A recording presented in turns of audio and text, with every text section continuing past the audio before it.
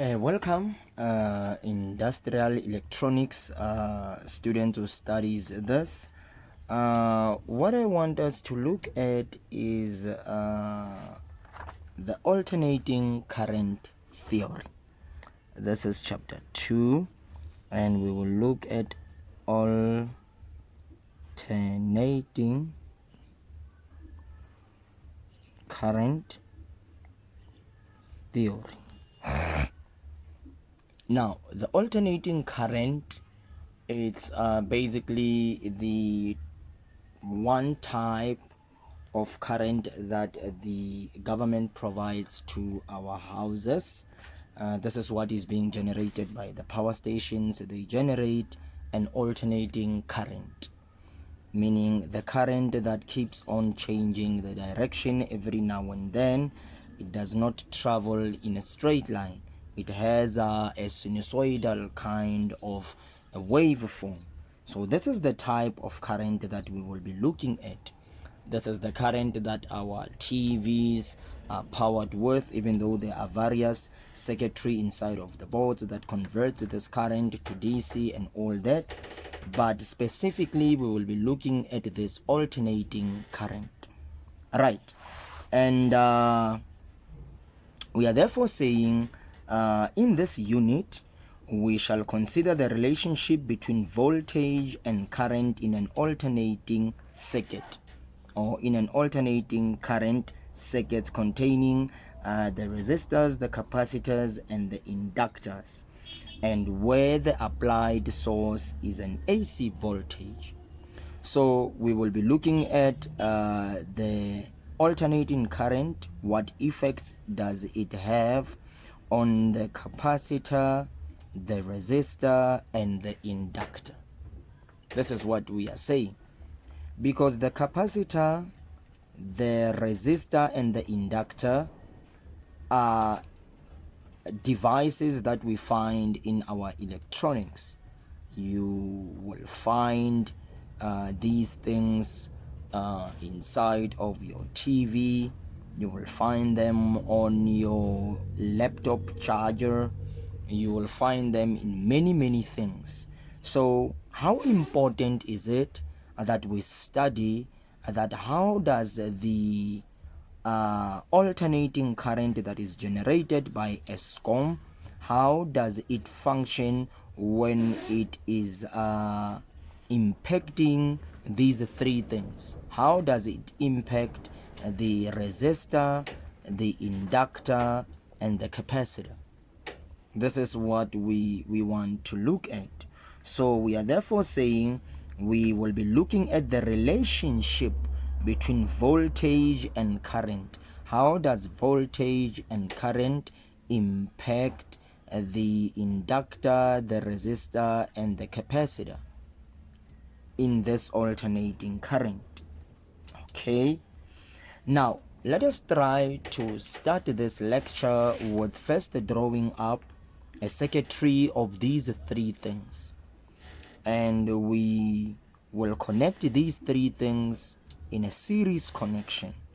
And we will draw a graphical representation of the relationship between current and voltage and maybe resistance, in order to check how does the alternating current impact on these three major components: the resistor, the inductor, and the capacitor. Right. So we will draw up a simple circuit that involves the three of these things, and I will explain.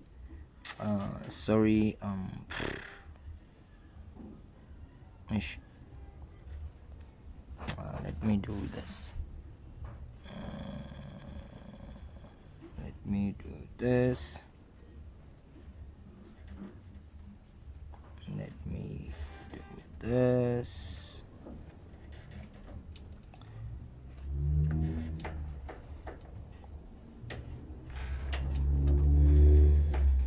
And this will be our alternating current.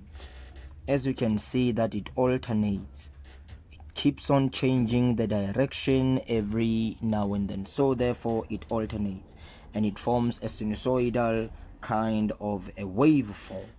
Okay, now let's say this is a resistor, this is an inductor. Let me just do this so that you see the difference, and this is your capacitor. And what is it that we want to look at here? Let me just do the following. What is it that we want to look at? We will look at the voltage across the resistor. Okay, we will look at the voltage across the inductor, and we will look at the voltage across the capacitor. Okay, and I will try to draw just a simple depiction of a graphical representation. This is a sinusoidal wave, and this is your voltage, the voltage through the resistor. Okay, I know a sine wave. This is 90, 180, 270 and 360. All right, and I will do the following. So this will be the current. All right, this is your source, and current is moving in this direction. Okay, and you can see that the voltage, there it is, and thus represents the current. All right, for a resistor, let me go and draw now for an inductor, and this is what we get, a cosine wave function, and we all know that this is 90, 180, 270 and 360. Okay, and this will be the voltage on the inductor. It takes in a cosine wave function, and then you will have, of course, your current. You will of course have your current. Will have your current there, and this will be your current in your inductor. Okay, and this is fine. And lastly, we will go to the capacitor, and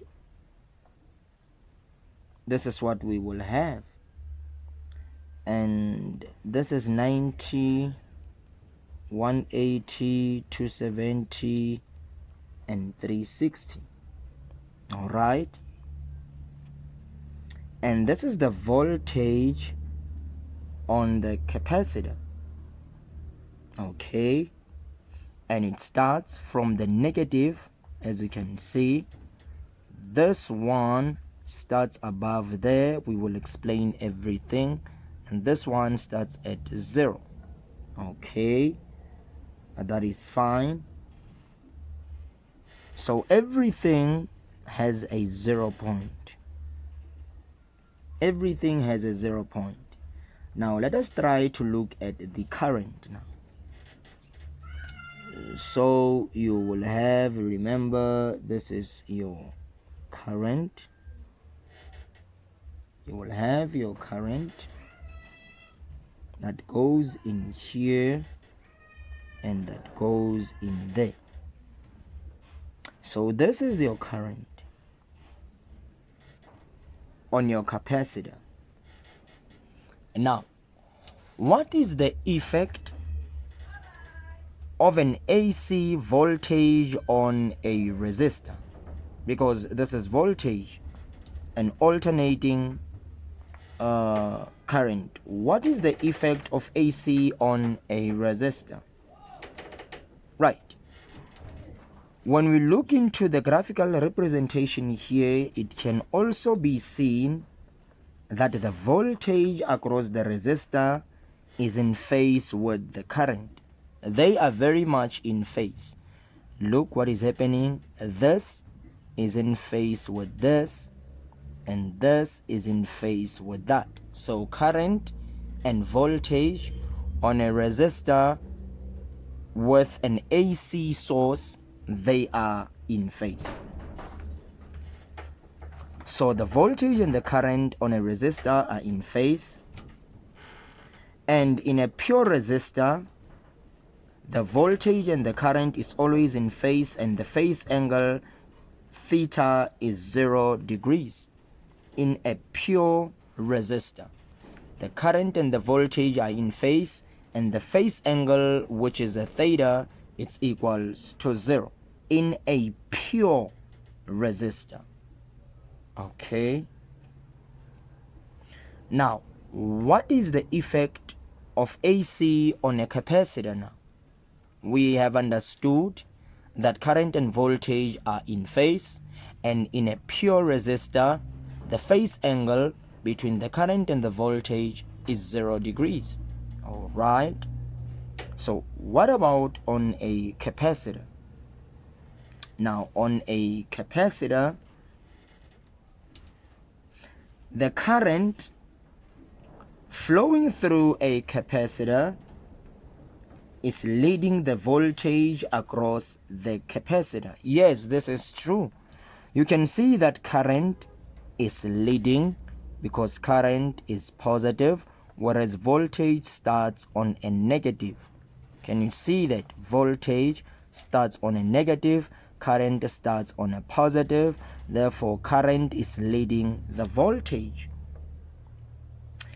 The current flow through the capacitor leads the voltage across the capacitor, and this is a clear demonstration of that.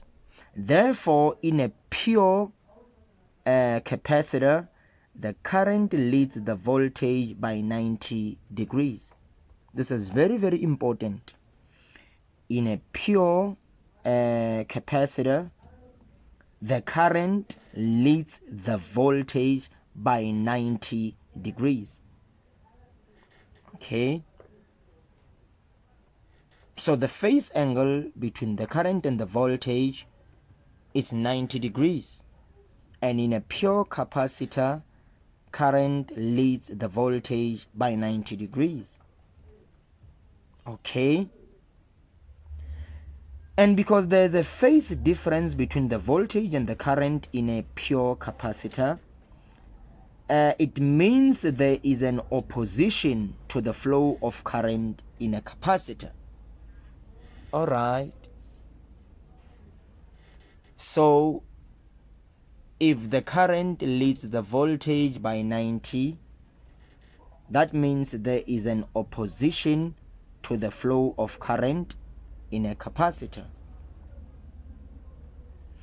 And this is referred to as the capacitive reactance, and it can be calculated. So what is capacitive reactance? The capacitive reactance is the opposition to the flow of current when current leads the voltage by 90 degrees. And this opposition to the flow of current can be calculated and is known as the capacitive reactance, and it's given by the formula XC is equals to 1 over 2 pi FC. So capacitive reactance is the opposition to the flow of current, meaning this is resistance, in other words, because resistance is the opposition to the flow of current. So capacitive reactance is resistance, right? Meaning it is an opposition to the flow of current.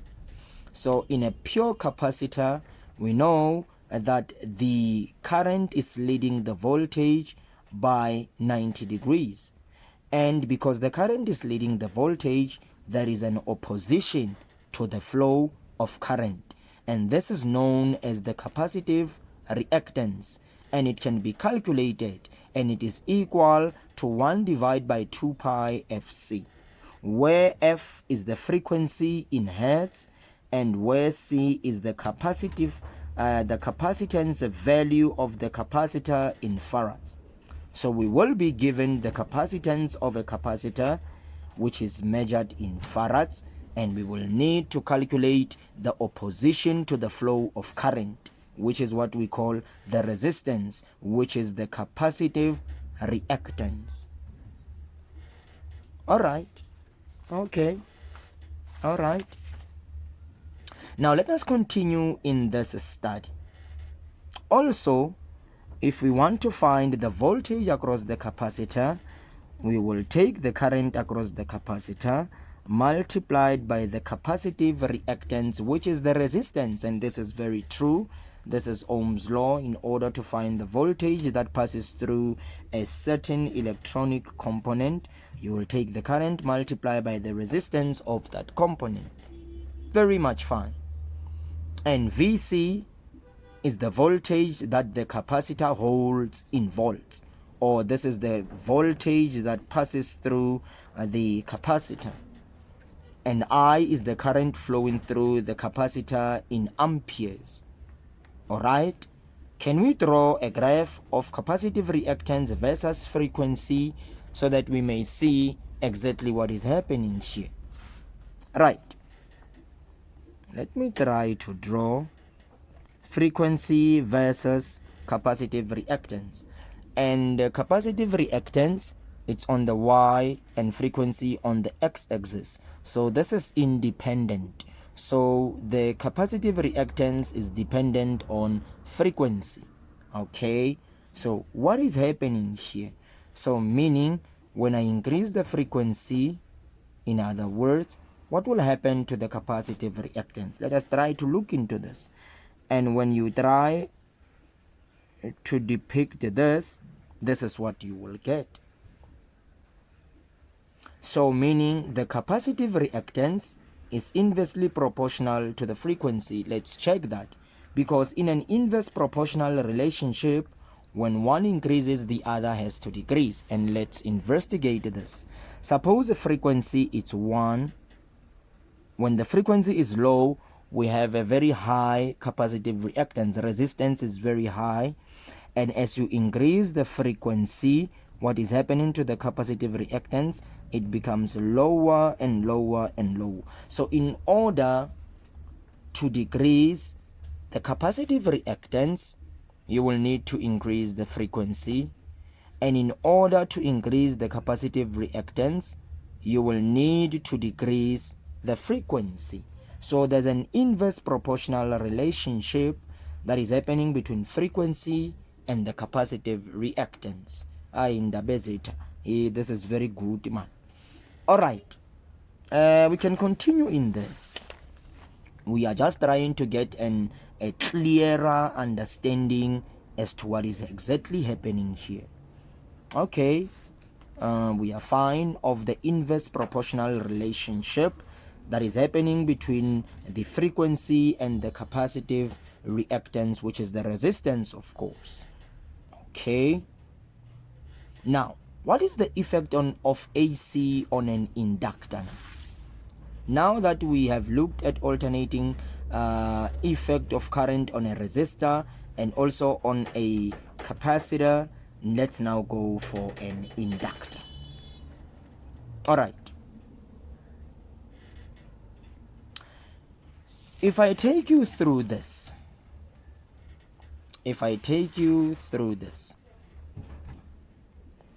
we are therefore saying the following.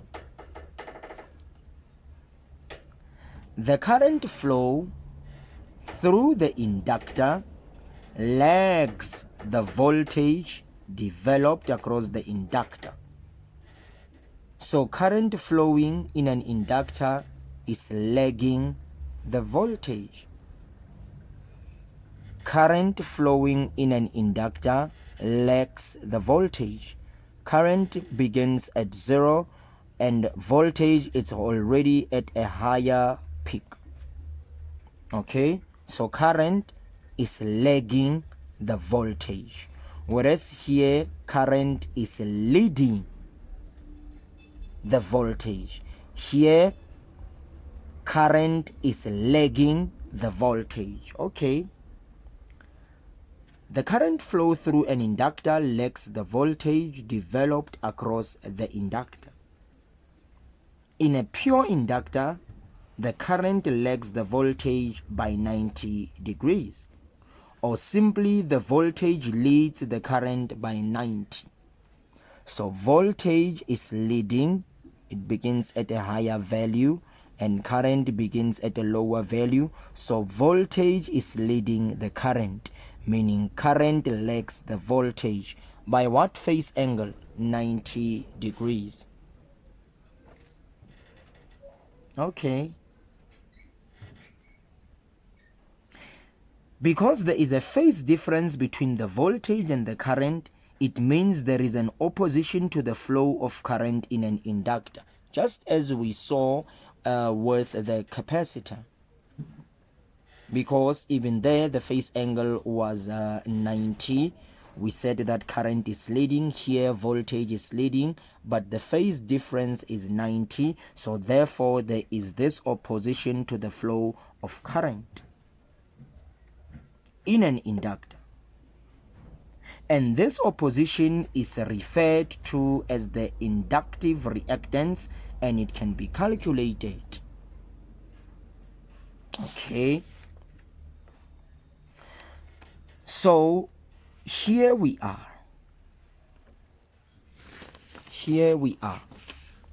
We want to depict this relationship. This is your inductive reactance and the frequency, and the relationship is a straight line there, meaning the inductive reactance is directly proportional to the frequency. Why? Because in a direct proportional relationship, when the frequency increases, so will the inductive reactance, and vice versa, and we can see that relationship here.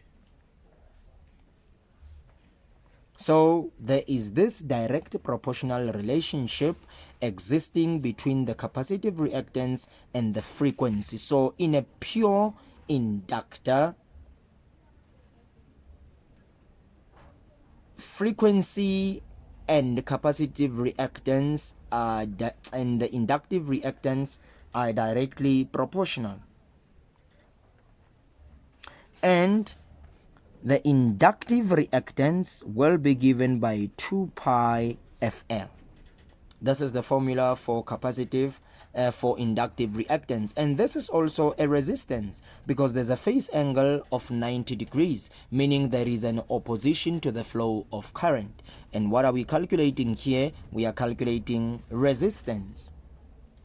Okay, where XL is the inductive reactance in ohms, and F is the frequency in hertz, and L is the inductance in Henry. Okay, and also we can tell that the voltage across the inductor will be the current multiplied by the inductive reactance. Okay, that is fine. This is very, very much fine. Okay, now let us try to look at, because here we were just giving an introduction to the graphical representation as to the relationship between current and voltage in a resistor, inductor, and a capacitor.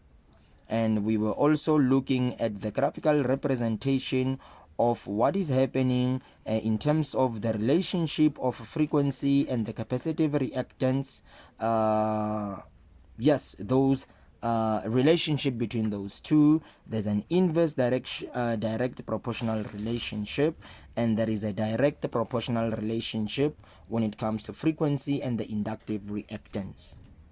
And this was a series circuit where every three of them was incorporated. But now, let us try to check if I just study the relationship between resistance and inductor, what is it that I can come up with? Right. So we will look at a series alternating current circuits. Now, suppose we have a circuit. This will be your inductor, and this will be your resistor. So this will be your inductor, and this is the current across the inductor, and this is the current across the resistor. And remember, they are both connected on an alternating source. All right, and we have voltage across R, and we have voltage across L. Okay, and this is the total amount of voltage from the power source. So meaning, what are we doing here? We want to understand the RL circuit. So this is the RL circuit, the resistor and the inductor, trying to just look at just those two.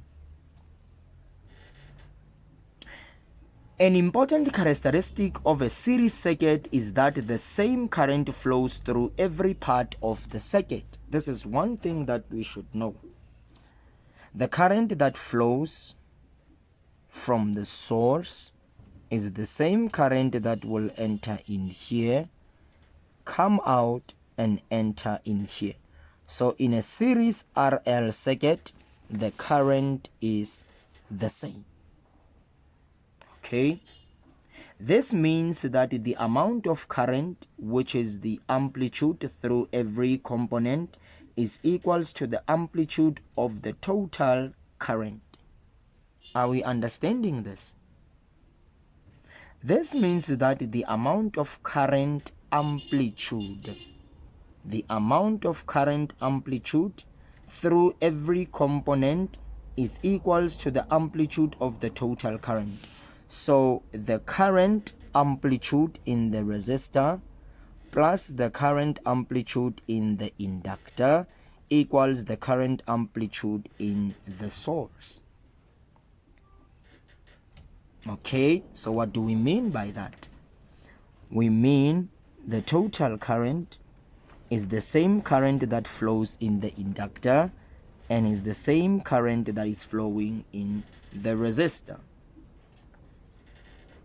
Okay, and one thing we should know is that the currents are identical in amplitude and phase. If the currents are identical in amplitude and phase, let us try to demonstrate that in terms of an RL circuit.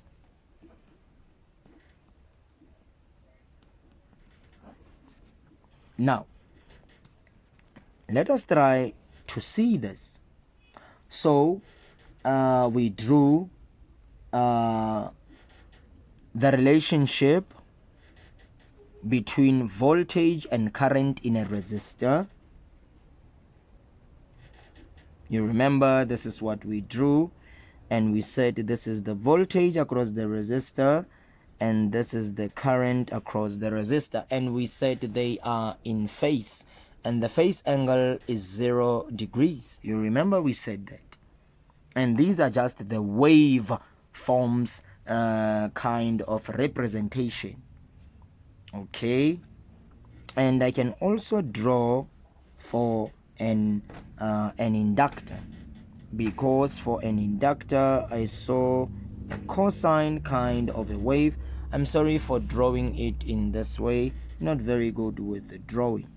And this is what we had, and this is what we had, okay, where this is the voltage across the inductor and the current across the inductor.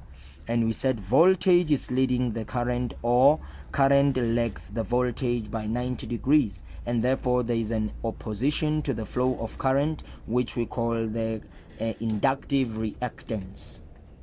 Okay, so these are waveforms for a resistor and an inductor, the relationship of current and voltage. So let us try to look at the phasor diagram for current in the resistor and the voltage in the resistor. So for this, let me just say this will be our voltage across the resistor. And what is going to happen here, if I do this and I do that, so this portion will be the current across the resistor. Okay, this is the current across the resistor, so meaning this will be this is the voltage across the resistor. In here, this will be the total voltage, and this will be the current across the resistor. This is very, very important. This is a phasor diagram for current across the resistor and the voltage across the resistor. This is very, very important. So this is a phasor diagram. This is a phasor diagram showing voltage across the resistor and the current across the resistor. Okay, and then let us try to look at the phasor diagram for voltage and current across an inductor. So this is the voltage across the inductor and the current across the inductor. Okay, so this is what we have, and the angle there is 90 degrees. So this is a phasor diagram for current across the inductor and the voltage across the inductor. Okay,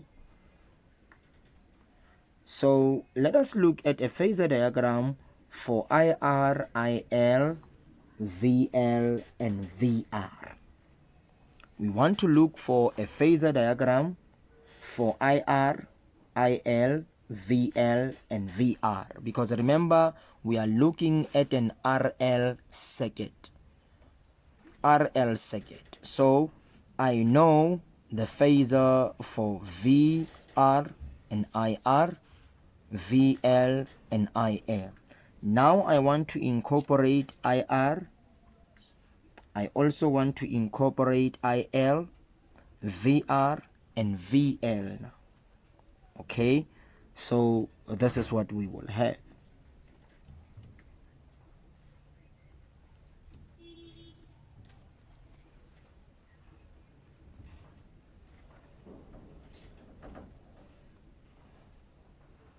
And we are saying here IL equals IR. Remember, this is an RC circuit. It's a series circuit, and the current that flows in the inductor is the same current that will flow in the resistor. Please keep that in your mind. Okay, and this will be our VL and this will be our VR. So can you see something here? This phasor diagram tells us what? There's a phase shift of 90 degrees between the VL and the VR. There's a phase shift there, and we can try to draw up a complete circuitry for this, and this is how it will look like. This is the theta, and this is what we have. This is VR, I know that IT equals IR, which is equals to IL. I know this one. I'm dealing with an RC circuit, and this is your VL, the voltage in your inductor and the voltage in your resistor, and there's a phase shift there of 90 degrees. So theta is the phase shift between the voltage in the inductor and the voltage in the resistor. Okay, so this is the RL relationship that I have. Okay, this is fine. I totally understand. And this is the V total.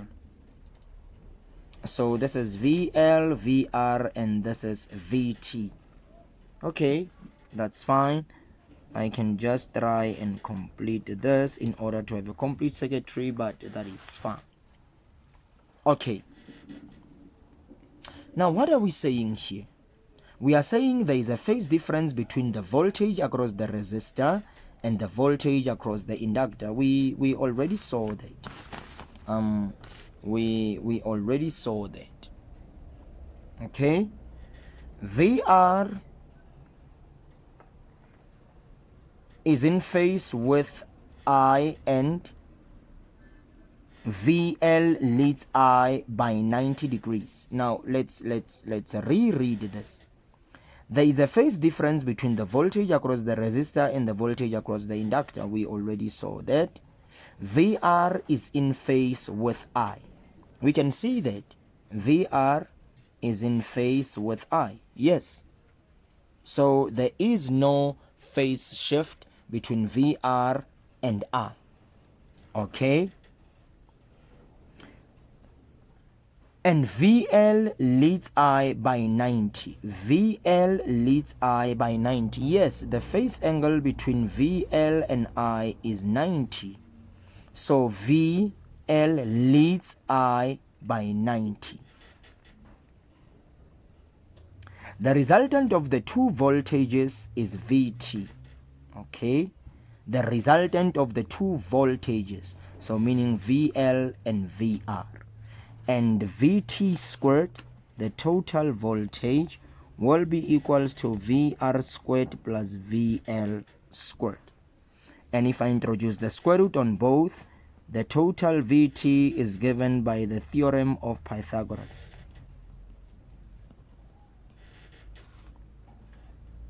Okay. The phase angle between the supply voltage VT and the current IT is given by the following. So the phase angle between the supply voltage VT and IT is given by the following. So the tangent of theta equals VL over VR, because tan is opposite over adjacent, and there it is. Or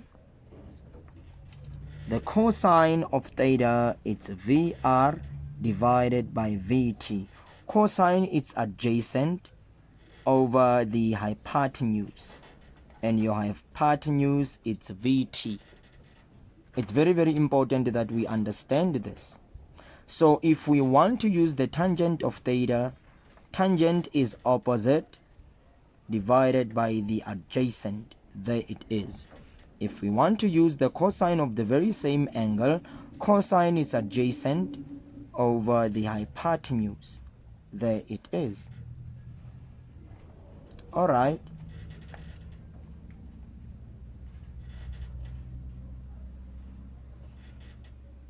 Now let us try to draw a phasor diagram for the current, the resistance R, and the inductive reactance XL, and the impedance Z. And let's see how we can simplify that.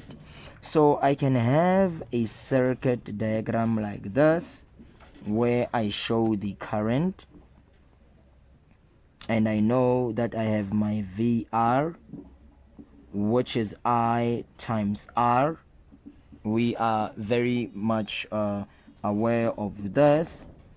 And I can have this VT, which will be I times Z, where Z is the impedance of the circuit, impedance being the total amount of resistance of everything that is incorporated in there.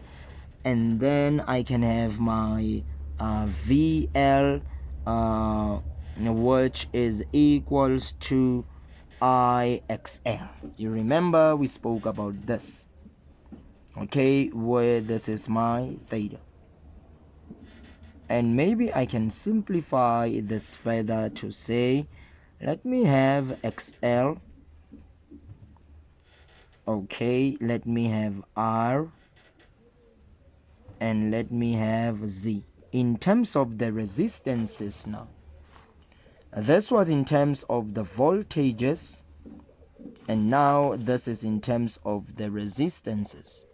So XL and R, and this is the impedance, and the impedance has to be the algebraic sum of this and that. So what is this impedance Z? The impedance Z is the combined opposition to the flow of current in a circuit that contains both the resistor and the inductance, the inductor. Okay, so the impedance is the sum of all the combined opposition to the flow of current from the inductor and from the resistor, and this is what we call the impedance of the circuit, because we know that in a series RL circuit, we know that IT equals IL, which is also equals to IR. The current that is flowing in the inductor is the same current that will be flowing in the resistor, because remember, they are connected in series. You understand this from grade 10 natural science, you understand this from grade 11 and even from grade 12. But those who have so much advantage in this are those that have studied electrical technology, such as myself from a technical school. So somebody from grade 10, 11 and 12 might not be familiar with this. You did not study electrical engineering, but we did, even at the university level. Right, so IT equals IL equals IR. And okay, I know that VT, I know this is the square root, we spoke about that, of VR squared plus VL squared. And Z, which is the impedance, will be the square root of R squared plus XL squared. Remember, we are using the theorem of Pythagoras. So that theta will be arctan of XL divided by R. Is this true? Of course. Tan is the opposite divided by the adjacent. Or this can be equals to the cos of the arc cos of adjacent over hypotenuse. All right. This is fine. We have had a better theoretical approach of the RL circuit, and we understand the phasor diagrams, and we also understand this waveforms. We understand the waveforms of an RLC circuit. We know what capacitive reactance is. We know the inductive reactance. We know the relationship with current, the relationship with voltages, and so on. So this was just an introduction, trying to understand what is happening in here. And then in the next lecture of Papa Makeb and Dabezit, we will be looking at the circuits that are provided and how we can calculate all these things that we have spoken about. So I will see you in the next tutorial.